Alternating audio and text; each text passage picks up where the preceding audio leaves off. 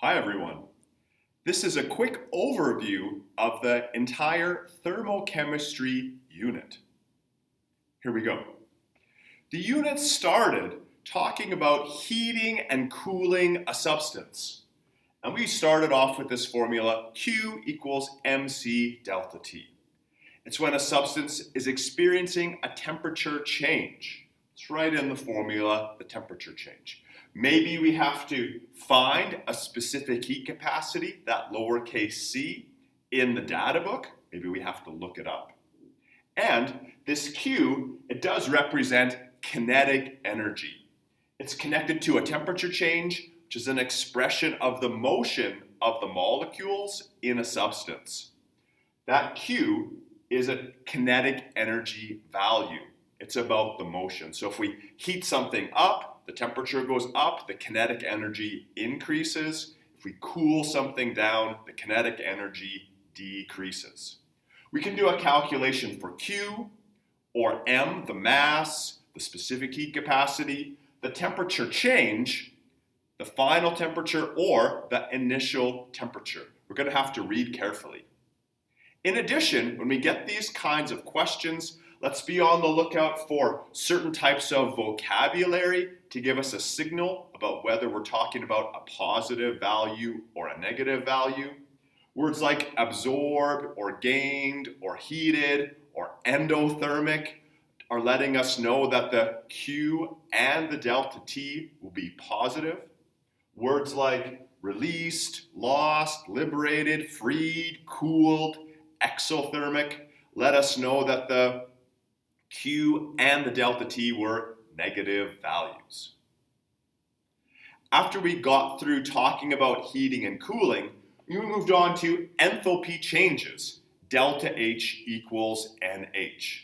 In contrast to Q, which was about heating and cooling, an enthalpy change, delta H, is about a chemical reaction, combustion, neutralization, formation, decomposition, or a phase change, melting, freezing, boiling, condensing, and also dissolving counts as an enthalpy change. These are associated with a change in the bond energy, the chemical bond energy, which actually represents potential energy. That's a really big contrast. Heating and cooling is about kinetic energy, but an enthalpy change, of which there's more than one variety, is connected to a change in potential energy. This formula, delta H equals NH, it can be a little bit tricky because sometimes it's hard to tell the difference between delta H, the energy gained or lost, and H, the molar enthalpy. The main thing to be on the lookout for are the units. They have different units that we can notice when we encounter a problem. This formula is also pretty much always connected to the moles being mass over molar mass. And we can solve for the energy change, delta H, the mass, the moles, or even the molar enthalpy. Again, just like with Q equals mc delta T, let's be on the lookout for specific language cues that are going to give us some information about whether we have a positive or a negative value. Like in the Q equals mc delta T, where the Q and the delta T will have the same sign, delta H and H will likewise always have the same sign. They'll both be positive or both be negative. After that, we took a move to talk about communicating enthalpy change. We were getting just used to seeing delta H beside a chemical reaction. However, we could also rewrite the energy as a term in the equation. If we have a positive enthalpy change, a positive delta H, we're going to use the energy like it was a reactant. If we have a negative delta H, we're going to put it in our equation like it was a product. We saw also two specific types of questions. One that I was calling delta H to H back to delta H. This is a bit of a strange question because on the one hand, the question says, here's delta H. What's delta H? Okay. The first time through, as we convert delta H to H, we're going to divide by the moles, but that's going to be the balancing number, the coefficient of the chemical the question is about. So we're going to have to read carefully, analyze our balanced reaction, and use the coefficient for the moles as we're converting from delta H to H. On the way back from H to delta H, those moles, that's where we're going to use mass over molar mass. We're going to use two different numbers for the moles. One time the balancing coefficient, and the other time a calculation mass over molar mass. We have to end up in a different place than where we started. There's a related question where we might have two delta H's, and we're being asked to find the mass. It's a very similar question to the style before, only coming at it from a different point of view. This time, we're going to convert delta H into H, but this time the delta H comes from the reaction. Okay? It's the delta H on the side or the delta H written into the chemical reaction itself.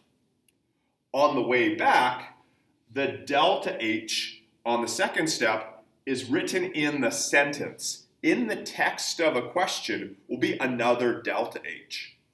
There's two delta H's in the question. One of them is connected to the balanced chemical equation, and the other one is in the text of a sentence that's part of the body of the question.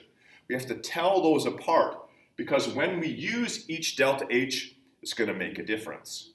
At the end, of course, we're multiplying by the molar mass to get back to the mass. From there, we moved on to calorimetry. Calorimetry is always about two different substances. We have some numbers about one substance, water, an acid, a chemical, and we have some numbers about something else. If we have numbers about two different substances, that's our sign that we have a calorimetry style problem. The opening moment was that the negative heat gained equals the heat lost. We saw many different styles of calorimetry, where some chemical was being dissolved in water and the water warmed or cooled. We saw neutralization reactions, an acid and a base mixed in a calorimeter. We saw types of situations where the container and the water both were heated during a combustion reaction, and other types too, including bomb calorimetry.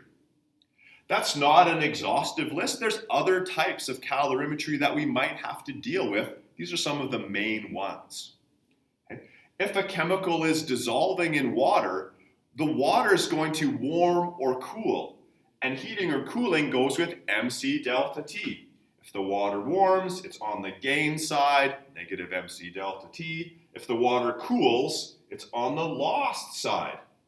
But because it's always heating and cooling, we're always using MC delta T for our water.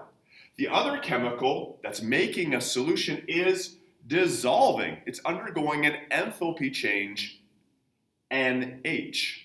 So we end up with two opposite looking mirror image types of calculations where we're maybe solving for the mass of the water, the temperature change, the initial or final temperature, the mass of the chemical that was dissolving, or probably most commonly, the molar enthalpy of solution H. We also could get neutralization style questions. Only one variety, the water warms. The water, though, is hiding in a neutralization question. It's not going to be explicitly told to us. An acid and a base are both aqueous solutions. They're mostly water. And so here we're saying the water warms on the gain side, but it's going to be the mass of the acid plus the mass of the base, the volumes added together, the masses added together will give us the mass of the water. Then the specific heat capacity of the water, the temperature change. Neutralization is always exothermic, so the temperature of the water always goes up in a neutralization style situation. In contrast to a solution where we had a solid dissolving and we could do mass over molar mass, if we're doing an acid and a base neutralizing each other, we have a concentration and a volume for our moles. using this other main formula from our past. Okay? So we have to be very careful when we encounter a neutralization style question to add the acid and a base together. We're finding moles in a different way. Okay? And also we have to pay attention, is the question asking us to focus on the acid or the base? There's a style of question where the container and the water inside it both get hot. Here, a tip-off is the question takes the time to tell us what the container is made of. There's some water in an aluminum can. There's water in a tin can, and something is being burned. And just the description of the situation lets us know that the container and the water both experience a positive temperature change. They both get heated. Here we have to be careful to use the mass of the two MC delta T's. One of the MC delta T's is the container, and the other one is the water in the container. We're always going to assume that both the container and the water experience the same temperature change. And then on the other side, we have an NH using a mass over molar mass. A final main type of calorimetry is called bomb calorimetry. Here there's two different kinds of questions we might get asked about bomb calorimeters. We could just have Q equals C delta T. Just like we can have Q equals MC delta T, we can have Q equals C delta T. Okay? A big signal is a language cue, something that sounds like a calorimeter with a heat capacity. Not a lowercase c specific heat capacity, but a more general heat capacity of the entire calorimeter, which is composed of a bunch of different substances. It has slightly different units from the specific heat capacity, and it doesn't have the word specific. So there's a couple different signals to let us know that we are encountering a bomb-style situation instead of more, let's call it traditional calorimetry. We can get Q equals C delta T by itself. Notice no mass right there. No mass in the units for the heat capacity, no M in the formula. And we could get it in combination in a full blast calorimetry style situation. That's negative C delta T equals NH. And again, we're using mass over molar mass for the moles. It's likely, again, a type of combustion style situation. After we got through calorimetry, we moved on to Hess's law. Hess's law came in two forms which seem really different, but actually are both examples of Hess's law. One was chemical additivity. This was a style of question where we had a list of equations, we were flipping them, maybe multiplying, canceling, grouping, and then at the end, adding all of our delta H's together to find the enthalpy change for a chemical reaction. Watch out if we reverse a reaction, the sign of the delta H changes. If we multiply or divide a reaction, the coefficients change, and so does the delta H. Those are not mutually exclusive. We could flip and double an equation, say for example. Watch that canceling. We could have total or partial canceling. Sometimes we're even going to group this, if the chemical shows up on the same side of the equation. Instead of canceling, we'll group them together. Finally, really watch your signs, watch your pluses and minuses as you're adding those delta H's all together at the end. The more traditional version of Hess's law has what at first seems like a pretty intimidating formula, but it's the sum of the moles times the molar enthalpies of formation of the products minus the reactants. That's a big deal. It's very tempting to do the reactants minus the products. Okay, so heads up there. These heats of formation, they're in the data booklet. We're going to be looking things up a lot when we do that style of Hess's law. Big reminder, the heat of formation for elements is 0. Elements don't undergo formation, so they have a 0. They're not even in the data booklet. They have a value of 0. Most of the time we have this expectation that we're going to do Hess's law to solve for the enthalpy change. However, we can have what I'm calling a backward style question where we have the delta H and are working backward to find a molar enthalpy of formation for one of the chemicals in the reaction. From there, so a couple points about Hess's law. Watch out, combustion will produce water vapor by default, but there's a couple of different situations where we might get liquid water. That's important because if we're doing Hess's law, the heat of formation for liquid water is a different value from the heat of formation for water vapor. If we're getting told that the combustion took place in a closed system, or for example, a bomb calorimeter, or even a cell, then we have to be aware that we're going to look up the liquid water. So paying attention to liquid or water vapor when we're doing Hess's law is significant. We can also use those heats of formation to answer questions about stability. What's explicitly told to us in the data booklet are these formation numbers. But because formation and decomposition are the opposites of each other, if we flip a reaction, the sign of the delta H changes. So to answer a question about stability, we'll look up our heats of formation in the data booklet and change the sign. Positive becomes negative, negative becomes positive. And then the larger the value, the larger the molar enthalpy of decomposition. The opposite of formation is decomposition. The larger the molar enthalpy of decomposition, the more stable the compound is. The more energy you have to put in before it breaks down, the greater the stability. There were two specific kinds of endothermic and exothermic reactions that we need to know about. I know it's not bio, but we need to be able to recognize photosynthesis when we see it. We need to be able to recognize cellular respiration when it's presented to us. We don't have to memorize those reactions, the specific amount of energy or the reactions themselves. We have to know it when we see it.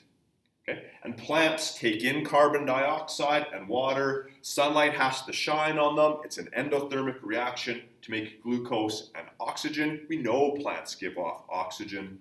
Cellular respiration is the opposite. We just have to recognize it when we see it.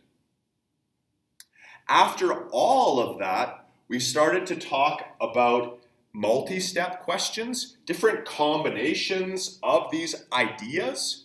The main thing that came out of that was efficiency style problems, okay, where it's the output divided by the input, the smaller number divided by the bigger number. The output has to be smaller than the input. In general, the output is our calculated value. We were doing some math and we found a number. Often it's the H. It's the molar enthalpy from calorimetry. That was a really common type of efficiency multi-step question. And the output was in the question. The input was in the question. We should have this expectation that if we're calculating percent efficiency, the values are low, easily under 50%, unless you're being told we have a high efficiency situation. From there, the last set of topics in the unit were about different kinds of diagrams. Okay?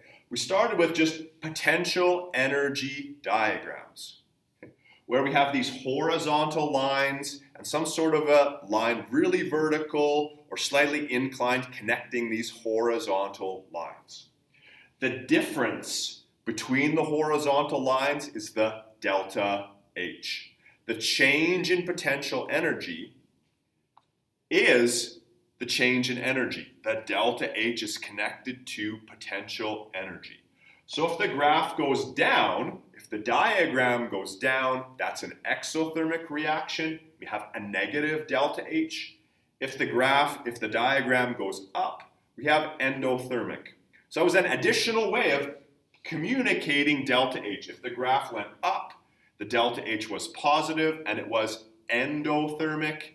If the graph went down, it was exothermic and we have a negative delta H. Lots of different signals there. Okay? So we have these slightly simpler diagrams, okay? Potential energy diagrams. The same ideas, slightly more complicated, are reaction pathways. The main thing is the same. We have some horizontal lines And the difference between the horizontal lines is the delta H. The difference between the horizontal lines is the enthalpy change, the amount of energy involved. However, we have two extra things that we can pull off of these types of situations. We have this activation energy, a forward activation energy. It's always a positive value. It went up right there. Even though the whole reaction might be exothermic, that activation was up a small positive value. Here in our endothermic one, we had a larger forward activation energy. However, we can also read these reaction pathways in the reverse direction, from right to left, and there we have the reverse activation energy.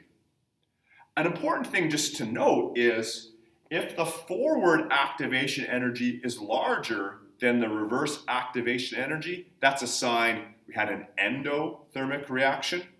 And the opposite, if the forward activation energy is smaller than the reverse activation energy, that's going to give us an exothermic reaction. We can have catalysts added to our reaction pathways. Catalysts are reusable chemicals that lower this activation energy, and that ends up speeding up reactions. Very significant, catalysts don't affect the delta H. The distance between the horizontal lines is not affected by a catalyst. But the activation energy, this bump right there, is just depressed. Okay? We're going to provide an alternate pathway when we encounter a catalyst. If there is a catalyst present, we call that a catalyzed reaction. If there is no catalyst, then we're talking about uncatalyzed reactions. My two diagrams here on the board are both uncatalyzed. We can't see the effect of a catalyst in those two reaction pathways. The very last thing, and it's something we can overlook as we review, is a percent error calculation. It's something that we tend to do in the lab, but not as a specific workbook kind of problem. So it's easy to overlook a percent error as we're reviewing or studying. Hey, don't overlook that percent error. That's a really brief but pretty thorough overview of the thermochemistry unit. One strategy that I really like to do is take a colored piece of paper and do a version of this on your one page. I'm not a cue card person. I like a big study page. There might be things that you would add. What other kinds of reminders do you need for yourself to wrap your head around the whole unit? There's some real value in putting all this information on one page. It's time consuming to do, but then you can almost review the entire unit with one page. And if you keep that page and don't lose it, then you also can use it for the diploma exam a few months from now. And I hope that helps.